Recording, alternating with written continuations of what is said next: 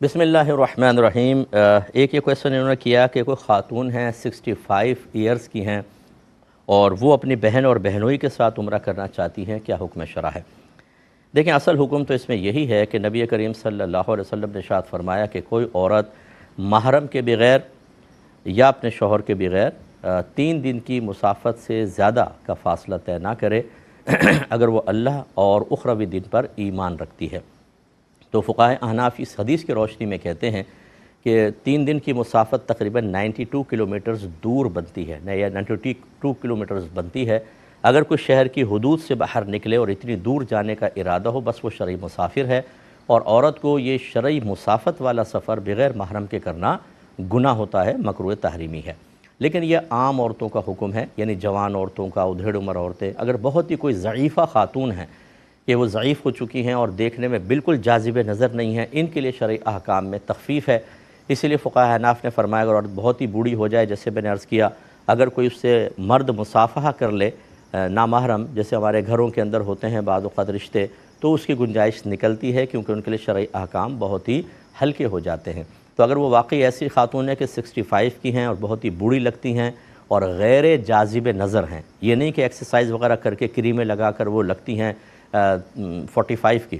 پھر نہیں، عمر اصل چیز نہیں ہے، اصل چیز تو پہلے یہ ہے کہ ایٹریکٹیو ہیں کہ نہیں، اور پھر عمر کا بھی ہوتا ہے۔ تو بہرحال اگر ایسی ہیں کہ ضعیف العمر ہیں، دیکھنے میں جاذب نظر نہیں ہیں، تو پھر وہ جا سکتی ہیں، ورنہ احتیاط کی جائے اور نہ جائیں۔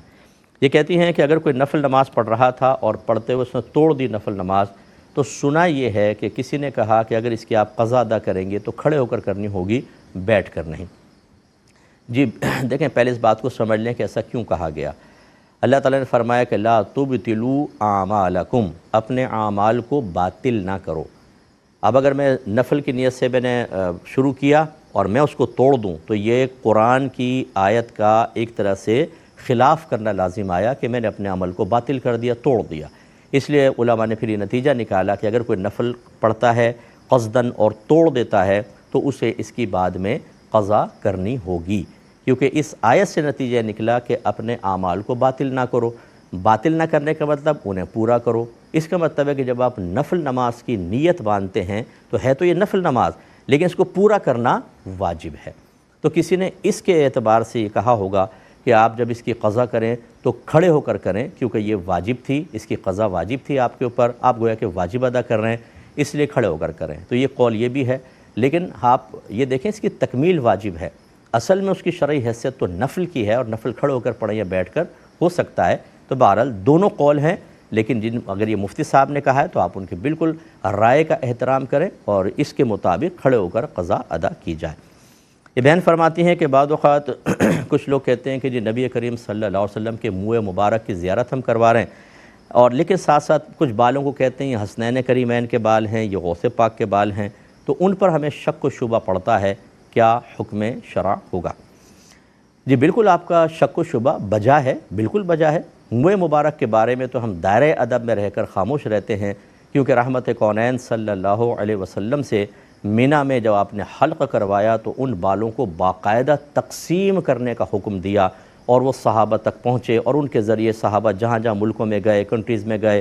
شہروں کے اندر گئے، وہ بال بھی ساتھ ساتھ گئے منہ مبارک۔ اور سرکار صلی اللہ علیہ وسلم کے منہ مبارک کو میں نے خود اپنی آنکھوں سے ایک بال کو گچھا بنتے ہوئے بھی دیکھا ہے، ان میں نشو و نما ہوتی ہے، اور پھر لوگ ان میں سے بھی تبرک تقسیم کر دیتے ہیں۔ اس لیے اس میں بھی اگرچہ شک ہو سکتا ہے کہ یہ واقعی منہ مبارک ہے کہ نہیں، کیونکہ بعض اوقات تو صرف ایک ہوتا ہے، اس میں شاخیں بھی نہیں ہوتی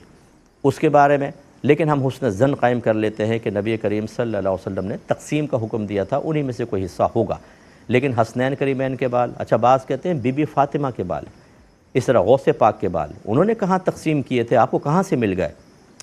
یہ مطلب ان چیزوں کو میری رائے یہ ہے، کوئی میری رائے سے اتفاق نہ کرے، ٹھیک ہے آپ کی مرضی ہے، میری رائے یہ ہے کہ اس کا بالکل حوصلہ افزائی نہیں ہونی چاہیے، کیونکہ اسی طرح کہ ہم نے حسن ظن قائم کر کے اور ایسے لوگوں کی حوصلہ افزائی کر کے ان کے کمانے کے ہم نے راستے کھول دیے ہیں۔ بہت سے لوگ منہ مبارک نہیں، یہ کہیں گے بی بی فاطمہ کی چادر کا تار کی زیارت کروائیں گے ہم،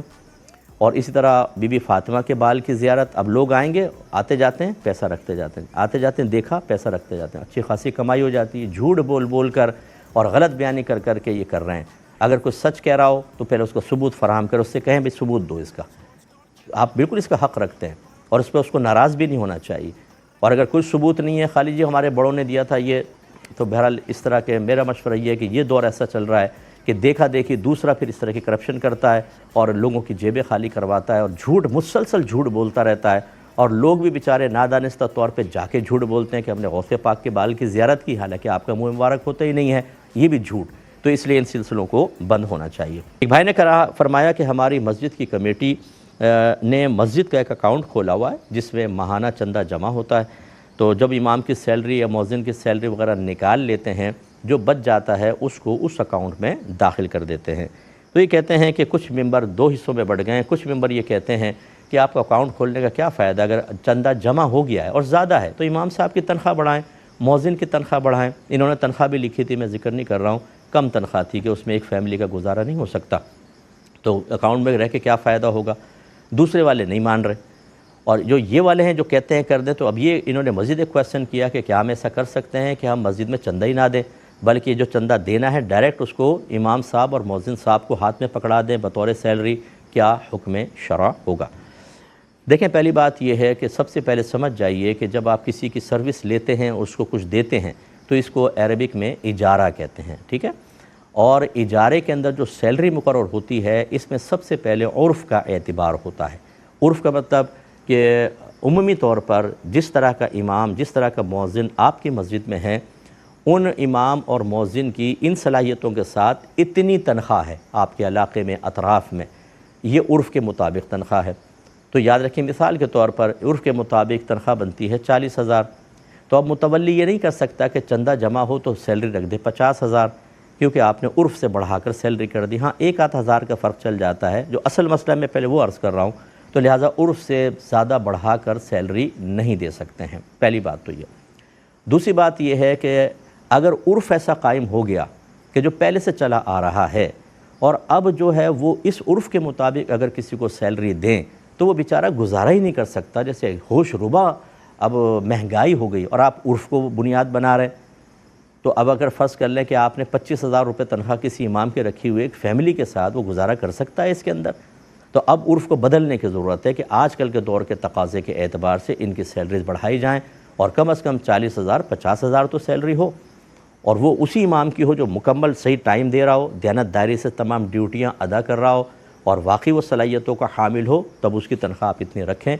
تو اب یہ دونوں صورتیں ہیں۔ اب ایک ہے کہ امام صاحب اتنے صلاحیت کے حامل نہیں ہیں، مؤذن صاحب نہیں ہیں، اس لیے کمیٹی نے کم تنخواہ رکھی ان کی، اور جو بچ جاتی ہے اس کو باقی دیتے ہیں، اس لیے کہ عرف سے زیادہ دیں گے تو متولی پر وبال آئے گا، تب تو یہ تنخواہ بالکل صحیح ہے۔ اور اگر ایسا نہیں ہے، وہ صلاحیتوں کے حامل ہیں اور اچھا کام کر رہے ہیں، اور ہم صرف عرف کو بنیاد بنا کے بہت ہی کم سیلری رکھ کر اور باقی بچا ہوا پیسہ یہاں ڈال رہے ہیں اور سیلری نہیں بڑھا رہے، تو دوسرے ممبر بالکل ٹھیک کہہ رہے ہیں۔ تیسری جو آپ نے بات کہی کہ ہم ڈائریکٹ ہی دے دیں، یہ چیز نہ کریں، اس سے فتنہ فساد ہوگا۔ لازم بات ہے کہ دوسرے کہیں گے پھر ہمیں کمیٹی میں رکھنے کا فائدہ ہے کہ جب آپ ڈائریکٹ ہی ہو رہے ہیں، ایسا نہ کریں، بلکہ بڑے پیار محبت سے۔